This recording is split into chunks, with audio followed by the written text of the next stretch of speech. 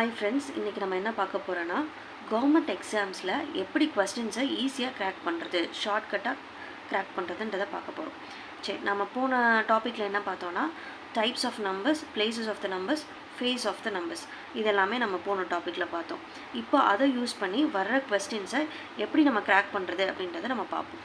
First question பாருங்கள், what is the unit digit in the product? இந்த ப்ராடக்டோட unit digit என்னன்னு கேட்குறாங்க. யூனிட் டிஜிட்னா என்ன அப்படின்னா, இப்போ ஒரு நம்பர் இருக்குன்னா அதில் ஃபஸ்ட்டு இதை ஒன்ஸ், அடுத்து டென்ஸ், ஹண்ட்ரட்ஸ், தௌசண்ட் அப்படி சொல்லுவோம் இல்லையா? ஸோ அந்த ஒன்ஸுன்றது தான் யூனிட் அப்படின்னு சொல்லுவோம். ஸோ இவங்க இதில் என்ன கொஸ்டின் கேட்டிருக்காங்கன்னா, இந்த 4 நம்பரையும் மல்டிப்ளை பண்ணால் வர்ற ஆன்சரோட யூனிட் டிஜிட் என்ன அப்படின்னு சொல்லி தான் இவங்க கேட்டிருக்காங்க. ஸோ நீங்கள் எக்ஸாம் ஹாலில் உட்காந்து இது எல்லாத்தையும் மல்டிப்ளை பண்ணால் ஒரு டைம் கன்சப்ஷன் அதிகமாகும். அதனால இதை எப்படி ஈஸியாக கிராக் பண்ணுறதுனா, இந்த கொடுத்துருக்கிற சீரீஸோட யூனிட் டிஜிட்டை மட்டும் ஃபஸ்ட்டு மல்டிப்ளை பண்ணுங்கள். அப்போ 4, 9, 3, 6. 4 × 9 × 3 × 6 ஆன்சர் என்ன வரும்னா 648 வரும். இதோட யூனிட் டிஜிட் என்னவோ அதான் உங்களோட ஆன்சராக இருக்கும். இது எல்லாத்தையும் நீங்கள் மல்டிப்ளை பண்ணிங்கன்னா ஒரு பெரிய டிஜிட் வரும். அதோட கடைசி யூனிட் டிஜிட் உங்களுக்கு 8ஆக தான் இருக்கும். இதான் ஈஸியாக உங்களுக்கு எப்படி இதை கிராக் பண்ணுறதுன்றதோட மெத்தட். ஓகே, நம்ம நெக்ஸ்ட் என்ன கொஸ்டின் பார்க்க போகிறோன்னா, find the total number of prime factor in the product அப்படின்னு சொல்லி ஒரு சீரீஸ் கொடுத்துருக்காங்க. ஓகே, என்ன சொல்லியிருக்காங்க? Prime factor. ப்ரைம் நம்பர்ஸ்னால் என்ன? ஒரு நம்பர் அதே நம்பரால் வகுப்படும், இல்லாட்டினா 1ஆல் வகுப்படும், மிச்சம் எந்த நம்பராலையும் வகுப்படாது. அதான் ப்ரைம் நம்பர். நம்ம ஏற்கனவே பார்த்தோம். சரி, கொடுத்த சீரீஸை நான் அப்படியே எடுத்து எழுதுறேன். 4^11 × 7^5 × 11^2. சரி, 7 பாருங்கள், 7 7ஆல் வகுப்பட முடியும், இல்லை 1ஆல் வகுப்பட முடியும், மிச்சம் எந்த நம்பராலையும் வகுப்பட முடியாது. 11 பாருங்கள், 11 11ஆல் வகுப்பட முடியும், இல்லை 1ஆல் வகுப்பட முடியும், மிச்சம் எந்த நம்பராலையும் வகுப்பட முடியாது. ஸோ இது ரெண்டுமே ப்ரைம் நம்பர். அதை அப்படியே எழுதிட்டேன். ஆனால் 4 பாருங்கள், 4 2ஆல் வகுப்படலாம். ஸோ அப்போ இதை எப்படி எழுதணும்னா 2 × 2^11 அப்படின்னு சொல்லி இதை பிரித்து எழுதிக்கணும். சரி, அடுத்து 2 × 2 எப்படி எழுதலாம்? 2^2 மாற்றிடலாம். 2^2 மாற்றிட்டிங்கன்னா பவரில் பாருங்கள் 2ம் 11ம் மல்டிப்ளிகேஷனில் இருக்குது. பவரில் 2 மல்டிப்ளிகேஷனில் இருந்தால் நீங்கள் மல்டிப்ளை பண்ணிடலாம். அப்போ 2^22 × 7^5 × 11^2. சரி, 2ன்றது ப்ரைம் நம்பரா? 2 2ஆல் வகுப்படலாம், இல்லை 1ஆல் வகுப்படலாம், வேறு எந்த நம்பராலையும் வகுப்பட முடியாது. அப்போ 2ன்றதும் ப்ரைம் நம்பர். இவங்க என்ன கேட்டிருக்காங்க பாருங்கள், find the total number of prime factor. Total அப்படின்னாலே சம்முன்னு அர்த்தம். சரிங்களா? Total number of prime factors தான் கேட்டிருக்காங்க. ஃபேக்டர்னு என்ன அர்த்தம்? அதோட பவரில் இருக்கிறது தான் ஃபேக்டர். ஸோ இந்த ப்ரைம் நம்பரோட ஃபேக்டரோட டோட்டல் என்னன்னு கேட்குறாங்க. அப்போ 22 + 5 + 2 = 29. அப்போ ஆன்சர் என்னென்னா 29.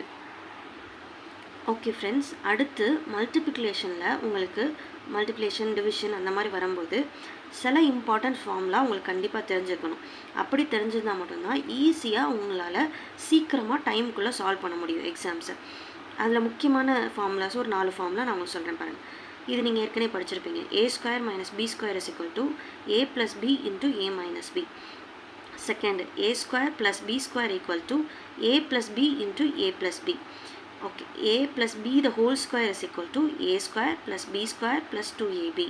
Fourth one, a - b = a² + b² - 2ab.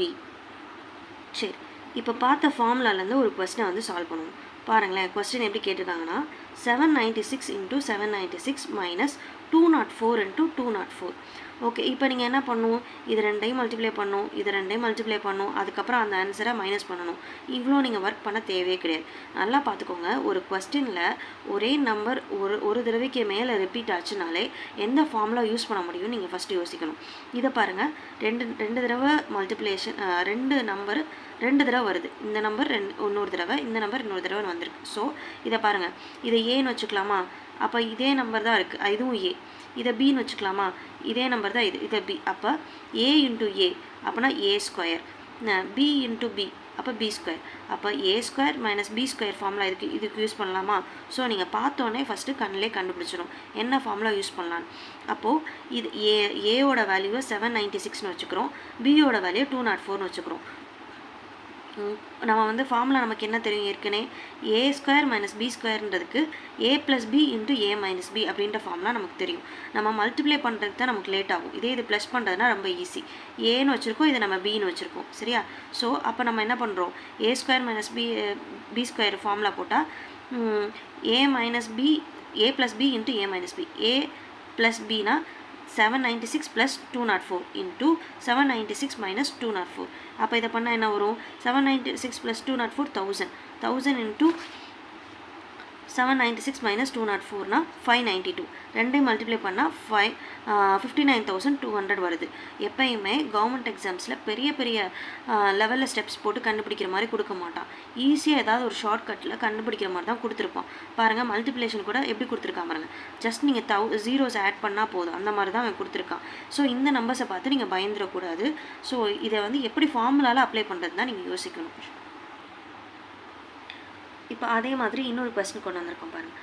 387 into 387 plus 113 into 113 plus 2 into 387 into 113. அப்போ இந்த கொஸ்டினை எப்படி எடுத்துக்கலாம், இப்போ ரிப்பீட் நம்பர்ஸ் நமக்கு வருது அப்படினாலே நம்ம கண்டுபிடிச்சிடும் இது ஃபார்முலாவில் வரும் அப்படின்னு சொல்லிட்டு. ஸோ 387 நம்ம ஏன்னு எடுத்துக்கிறோம்னு வச்சுக்கோங்களேன். 387 into 387 ஏ ஸ்கொயர்னு எடுத்துப்போமா. 113 into 113 பி ஸ்கொயர்னு எடுத்துப்போம். 2 அப்படியே வச்சுப்போம். அப்போ இது ஏ, இது பி. அப்போ இது எதோட formula, a plus b the whole ஸ்கொயருக்கு என்ன formula, a square plus b square plus 2ab. அப்போ வந்து இது அவன் இந்த ஏரியாவை அவன் கொடுத்துட்டான். அப்போ நீங்கள் கண்டுபிடிக்க வேண்டியது இவ்வளோ தான். அப்போ ஆன்சர் என்னவாக இருக்கும், 387 ப்ளஸ் 113 இதான் ஆன்சராக இருக்கும். Equal to the whole square தான் வந்து ஆன்சர். அப்போ 500 த whole square is equal to 2,50,000. இதான் ஆன்சர். ஓகே, இப்போ நெக்ஸ்ட் கொஸ்டின். இந்த கொஸ்டினை பாருங்களேன், பார்க்க உங்களுக்கு எவ்வளோ டஃப்பாக தெரியுதுன்னு பாருங்கள். மேலே மல்டிப்ளிகேஷன் டிவிஷன்லாம் இருக்குது, ப்ளஸ் மைனஸ்லாம் இருக்குது அப்படின்னு சொல்லி நீங்கள் யோசிப்பீங்க. ஆனால் வந்து பாருங்கள், 893 + 786 the whole square minus 893 minus 786 the whole square divided by 893 into 786. நம்ம என்ன சொல்லியிருக்கோம், ரிப்பீட்டட் நம்பர் வந்தாலே அதை ஒரு வேரியபிளாக நீங்கள் அஸ்யூம் பண்ணிக்கணும். அப்போ 893 ஏன்ற வேரியபிளாக அஸ்யூம் பண்ணிக்கோங்க, 786 பீன்ற வேரியபிளாக அஸ்யூம் பண்ணிக்கோங்க. அப்படி நீங்கள் அஸ்யூம் பண்ணிங்கன்னா உங்களுக்கு என்ன வரும்னா, a plus b the whole square minus a minus b the whole square divided by ab. இங்கே பாருங்கள், இதை ஏ இதை பி அப்படின்னா a plus b the whole square, a plus b the whole square minus இது a இது b, a minus b the whole square வருமா, a minus B. இது A into B, அப்போ ஏபின்னு நம்ம போட்டுரும். ஸோ ஓகே, இப்போது நமக்கு என்ன தெரியும், a plus b the whole ஸ்கொயரோட ஃபார்முலாவும் தெரியும், a minus b the whole square ஃபார்முலாவும் தெரியும். அப்போ a plus b the whole ஸ்கொயரோட ஃபார்முலாவை ஒரு ப்ராக்கெட்குள்ளேயே நீங்கள் எழுதணும் ஃபஸ்ட்டு. சரிங்களா?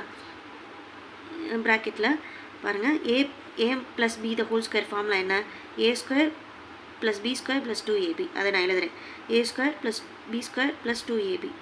அந்த மைனஸை நான் அப்படியே போடுறேன். சரிங்களா? அந்த ப்ராக்கெட்டில் இருக்கிறத நான் அப்படியே இங்கே போடுறேன். A minus b the whole square தானே ப்ராக்கெட்டில் இருக்குது. ஸோ எப்போயுமே ப்ராக்கெட் போட்டு தான் ரெண்டையும் போடணும். நடுவில் இருக்க வேரியபிள் மைனஸ், அதை அப்படி தூக்கி அப்படியே வச்சிடணும். ஓகேவா?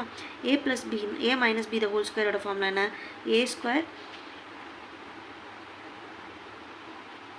Plus b square minus 2ab. அதை அப்படியே எழுதுகிறேன், a square plus b square minus 2ab. Okay, இப்போ நம்ம ப்ராக்கெட் எடுத்துட போகிறோம்.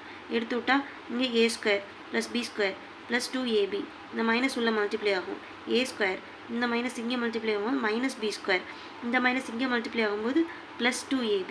So minus a square minus b square plus 2ab. ஓகேவா? ஸோ இந்த ஏ ஸ்கொயரும் மைனஸ் ஏ ஸ்கொயரும் ஆடி ஆயிரும், பி ஸ்கொயரும் இந்த பி ஸ்கொயரும் ஆடி ஆயிரும். அப்போ நமக்கு என்ன வந்திருக்கும், 2ab ப்ளஸ் 2ab. அப்போ 4ab, 4ab பை ஏபி.